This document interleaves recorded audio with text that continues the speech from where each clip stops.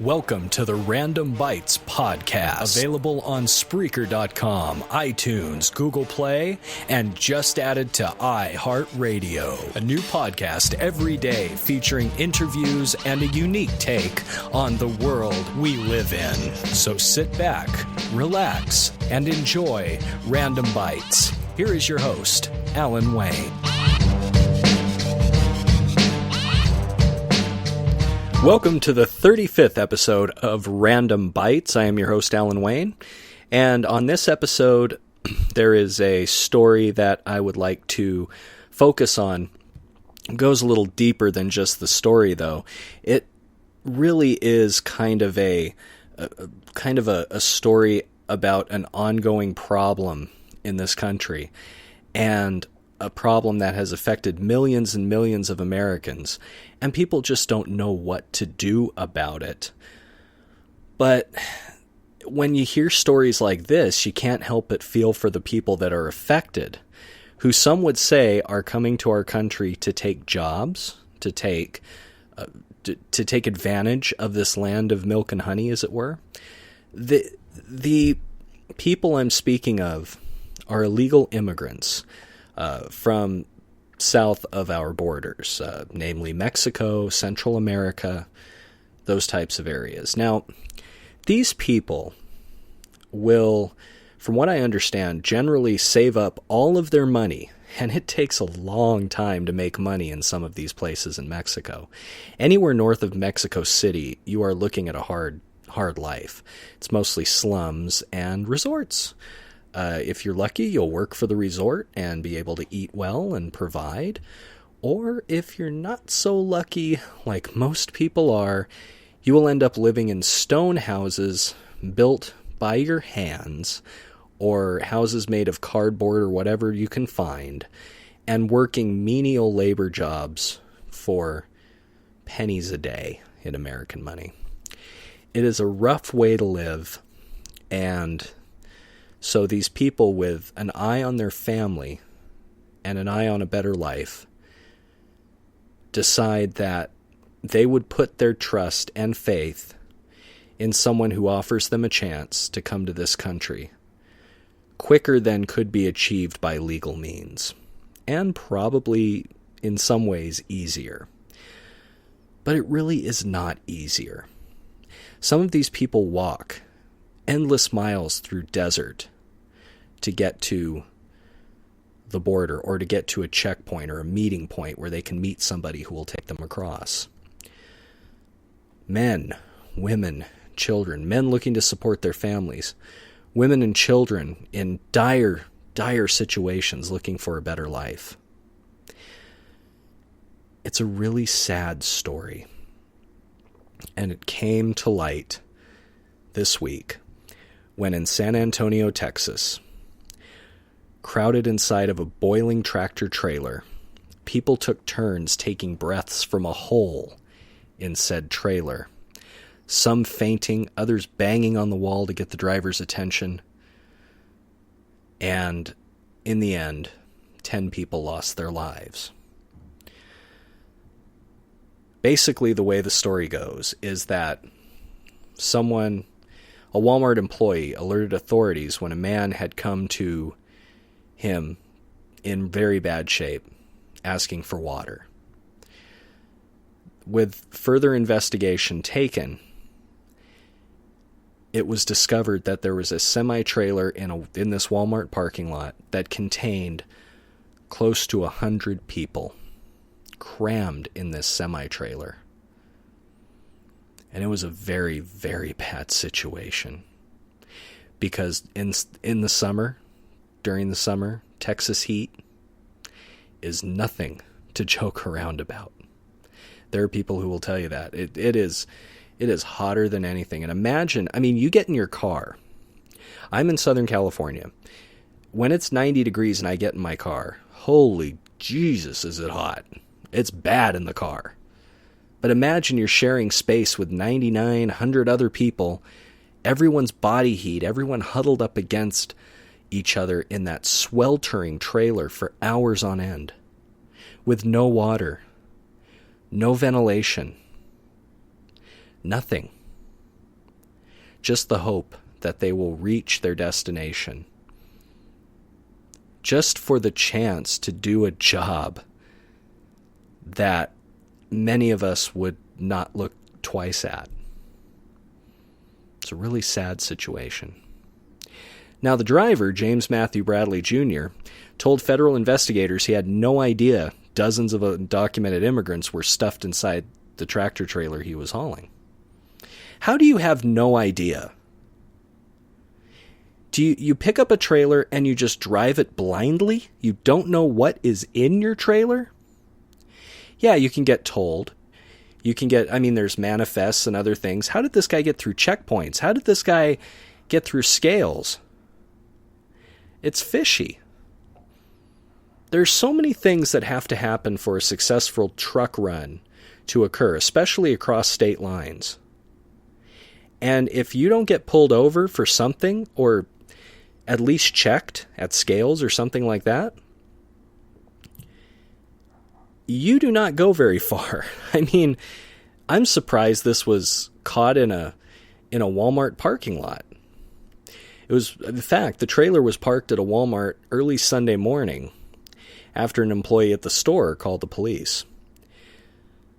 8 people in the truck were already dead. Imagine that. When the police came to help, when it was uncovered that this tractor trailer was full of people, imagine that there were 8 people dead. 8 people had passed away. Imagine being in there and seeing people drop dead. Unbelievable. 2 more died after being hospitalized. Several more were severely injured and will suffer, quote, irreversible brain damage. This is, by the way, I'm looking at an article from CNN published today and taking bits and pieces of it. The city's fire chief said irreversible brain damage. My God. To take such a risk, it's so sad. But what's even more sad is that the driver most likely had knowledge of this. And the feds, this is a federal case because this is transporting undocumented illegal immigrants into the country. This is federal. This isn't any state or city matter. This is federal matters. And this is bad for him. He's denying any knowledge, but how? I don't see how. Now, from this article on CNN, a federal complaint shed light on the ordeal. One man from Mexico who crossed the border through Laredo, Texas, said he and his brother traveled for a day before they climbed into the tractor trailer. Another man said he spent nearly 11 days at a Laredo, quote, stash house with about 24 others before their journey on a semi. Federal authorities are classifying the incident as a human smuggling case. Well, no kidding. No kidding. Why else would they be there? Why else would anybody be there? Man, but some of these conditions that people endure to go through, to get to this country, and to take advantage of some of the basic freedoms that we take for granted. It's amazing. This is risking life and limb. This is life or death. It's make it or die, basically. Or die trying. Make it or die trying. It's unbelievable. The article continues, quote, this most recent example is an example of human smuggling where individuals were brought into the United States in violation of immigration law. Wow, they are so obvious with what's happening. These are a bunch of Captain Obvious guys just stating exactly what is happening. So, driver said he was surprised by, quote, Spanish people. I don't know whether he's feigning ignorance or he's just that ignorant. Spanish people come from Spain, not from Mexico. Anyway, when police came to investigate the semi, an officer found, quote, multiple people standing and laying at and around the rear of the trailer, according to a criminal complaint against Bradley, the driver. That's when they started talking to the driver. Quote, Bradley advised the officer that the trailer he was hauling had been sold and he was transporting the trailer from Schaller, Iowa to Brownsville, Texas, end quote, on the border with Mexico, the federal criminal complaint says. Okay, so this guy's story is that he's moving the trailer from Iowa to Mexico. These people don't want to go back. Wait a minute. Something does not make sense. This guy's story is completely off base. Because if he's saying he was driving from Iowa to Texas, come on now. So he blindly picks up this trailer and drives it across state lines. It doesn't add up. Bradley said he was delivering the truck to its new owner in Brownsville at his boss's request. A good way to throw your boss under the bus, or in this case, the truck. But that he was not given a time frame nor a delivery address. I mean, okay, so his boss just basically says, hey, take this to Texas, which is a huge state. Take this trailer to Texas, and we'll let you know. I mean, how stupid would you have to be to take that assignment if you're a truck driver? And who believes that? What kind of boss would be like, hey, just take this trailer and here, just go? I mean, no, that does not hold water. Bradley later told authorities he was traveling to San Antonio from Laredo, Texas, so his story changes. After getting the tractor trailer washed and detailed, the complaint said. Okay, so, all right, so we're starting to build a different timeline here. I didn't read any further down there, but we're starting to build a different timeline. He traveled from Iowa to Brownsville.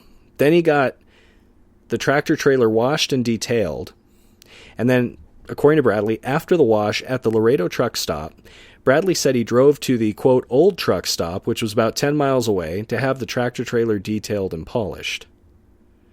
Okay, so so wait a minute. He's having this washed and detailed, and then having it detailed and polished? At two different places. Okay, well, let's throw the old devil's advocate case out here. Say that at one of those places, one of the guys was shady and said, and was in league with some of the coyotes across the border and said, okay, here is a trailer we're going to wash and detail. Move. Shut the door. And that's it. And he knew nothing about it. After it's detailed, he gets into his cab, his nice air-conditioned cab, maybe turns on the music up high, and he drives off with no knowledge that there's like 100 people in his trailer. So I'm starting to think that maybe it's possible. The trailer was empty in Iowa. It drives down to Brownsville, gets detailed and washed like twice, and polished. I mean, he really giving this trailer the full over. Super clean, super luxe trailer, I guess. Pat Sullivan, a spokesman for Blue Beacon Truck Wash, told CNN the tractor trailer was washed at the company's facility on Beltway Parkway in Laredo at 11:58 a.m. on Saturday. Sullivan said drivers typically pull up, pay inside the facility, and then workers wash the truck, which takes about 20 minutes. Okay, I'd say that's enough time. If the guy goes, around the corner, maybe he goes into the restroom, take a dump, something like that. And it could have happened without him knowing. But how do you know there's not like 100 people in your trailer? I don't know. Sullivan said the employees who washed the truck did not report hearing any noises from inside the trailer or notice anything strange about the truck. The company is investigating and cooperating with authorities. Bradley stated he was unaware of the contents and or cargo, the complaint said, until he parked the tractor trailer at the Walmart and went outside to urinate. Okay, so he went basically taking a leak in the parking lot. Okay. That's when he heard movements in the trailer. Quote, Bradley said he went to open the doors and was surprised when he was run over by Spanish people and knocked to the ground, the complaint states. Okay, let's put yourself in the truck driver's position here. You take a leak and you're like, all right, well, I wonder what I'm hauling here. Yeah, I hear some noises. And he opens up and it's like, ah! Bunch of people just running out. Oh my God. Like a mass exodus of people. Let's see. That's when he heard movements in the trailer. Okay. Bradley said he then noticed bodies just lying on the floor like meat. Bradley said he knew at least one of them was dead. Bradley said he knew the trailer refrigeration system didn't work and that the 4 vent holes were probably clogged up. Okay, well, maybe he wasn't. Okay, I started this story thinking, okay, maybe this guy's a complete crook, but now I'm starting to think, maybe not.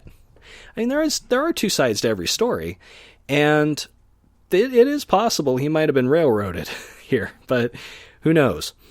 Now, this is where he messed up. The driver didn't call 911, authorities said. Instead, he went back to the tractor and called his wife. Okay, so let's take a look at how these deals generally work out. If a driver is transporting illegal immigrants, you have to think that he's getting a cut of the coyote's money. He has to. He's the transport guy. He's the driver. He has to get a cut of that money. So, what reason would you have to call your wife? Well, is it, like, oh, maybe our paycheck isn't coming through because all these Spanish people just ran over me? Or was it that he just didn't know what to do and he called his best friend? That could be very well. I mean, maybe he was like, dude, I got to put a lid on this situation. And he called his wife like, babe, what do I do? This is like way above my head. What am I going to do? There's like people in there and there's dead people. What am I going to do? In that situation, you always call 911. You always call 911. Bradley was in handcuffs as he limped into a federal court on Monday, surrounded by several U.S. Marshals. The driver spoke briefly with his assistant public defender before the arraignment. Bradley's detention and request for bail will be addressed at a preliminary hearing on Thursday. So, I believe there is a possibility that he didn't know that this was happening. There could have been some inside job at one of the car washes. Not the one, but the other. He went to 2. Could have been an inside job at one of them. Now it goes on to the human aspect. A horrific journey. Homeland Security investigations agents interviewed several of the undocumented immigrants who had been hospitalized. One said he left the central Mexican city of Aguascalientes and waited with about 28 other people in Nuevo Laredo to be smuggled across the river into the United States bound for San Antonio. He told investigators he paid about 12,500 pesos, or $707 American, for protection and a raft ride across a deep portion of the Rio Grande. After crossing at night, quote, they walked until the next day, the court document says. At 9 a.m. the next day, his group was picked up in a silver Chevrolet Silverado truck and taken onto the trailer, which already had about 70 people inside, the criminal complaint says. He was told to get inside, and he would be transported later that evening. The smugglers closed the door, and the interior of the trailer was pitch black, and it was already hot inside. With no food and water, the migrants tried to make noise to get the driver's attention, quote, but nobody ever came. 12 hours later, they were moved to another trailer, the man said. Some people had trouble breathing and passed out. When the trailer eventually braked hard and stopped, some people fell over because they were so weak, the man said. After the door opened, 6 black SUVs were waiting to pick up the people, but those SUVs quickly filled up and took off. So there were some people who actually made the trip, but, now there's all the rest. The man said once he arrived in San Antonio, he was supposed to pay his smugglers $5,500, but instead he was taken to a hospital, severely injured from the journey. He's still thinking, man, I got to pay my debts. Get me out of this hospital. I got bills to pay. These people were helpless in the hands of their transporters, said Richard L. Durbin Jr., U.S. Attorney for the Western District of Texas. All were victims of ruthless human smugglers, indifferent to the well-being of their fragile cargo. Authorities have not yet released the nationalities of the people crammed inside the tractor trailer, but the Mexican government issued a statement offering its condolences to the families of the victims. Well, that kind of tells you something, right?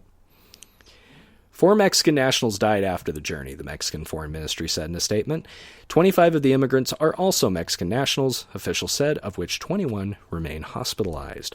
Guatemala Foreign Minister Carlos Morales confirmed to CNN that Frank Giuseppe Fuentes Gonzalez, 20, of Guatemala City, was among the dead. Fuentes Gonzalez was supposed to meet with his family in the United States. That's such a sad story. Irreversible brain damage. The tip-off to authorities started when a man from the trailer asked a Walmart employee for water, the police chief said. The employee was concerned and called the police for a welfare check.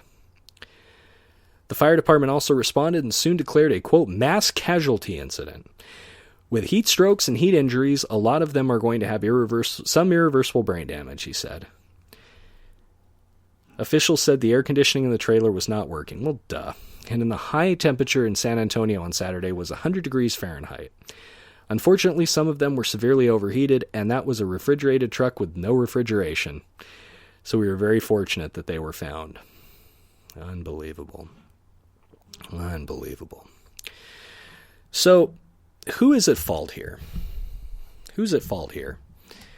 Is it the people who decided to risk their lives for a better life? You don't want to think that they're at fault, but if they didn't put themselves in that position, then they'd be alive, pure and simple. Be living a terrible life, but they'd be alive.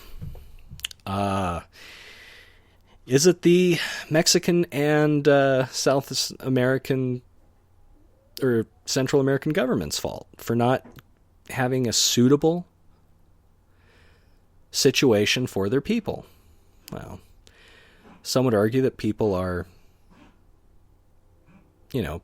responsible for their own situation.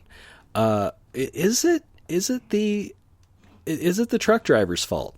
Not fully. I don't believe that the truck driver was completely implicit, but he has to go down for this, because who else are they going to bring down? Are they going to bring down the smugglers? No, they're not going to bring down the smugglers. Smugglers are practically untouchable. They have it so dialed in that they will never be found. Nobody knows who these people are. And they use people blind to the situation in order to get what they want. And these people unknowingly do their will. And these people get paid like $5,500 for one guy. Think about that. A truck full of 100 people at $5,500 a pop. That's more than $500,000 for that truck. And these smugglers are getting all of it. So, in any case, what I like to say right now is, no matter who's at fault, no matter what the situation, and no matter what side of the fence that you lay on as far as illegal immigration, it can be agreed that this is a terrible tragedy and something needs to be done to stop these things. What's the answer? I don't know. But maybe on my small little podcast, there can be some discussion as to what can be done about the situation so more people don't die. Because this is an unfortunate situation. This has been Random Bytes, episode 35, Death in San Antonio. Make sure to check me out on iHeartRadio. Just type in random space bytes, and I will be there. You'll see my podcast pop right up. Or go to iTunes and do the same thing. Google Play, Stitcher, several different other platforms. If you enjoy this content, please leave me a comment anywhere that you see this podcast. So, I will bid you good night for now, and stay tuned for more Random Bytes episodes wherever you may be listening. And thank you for listening.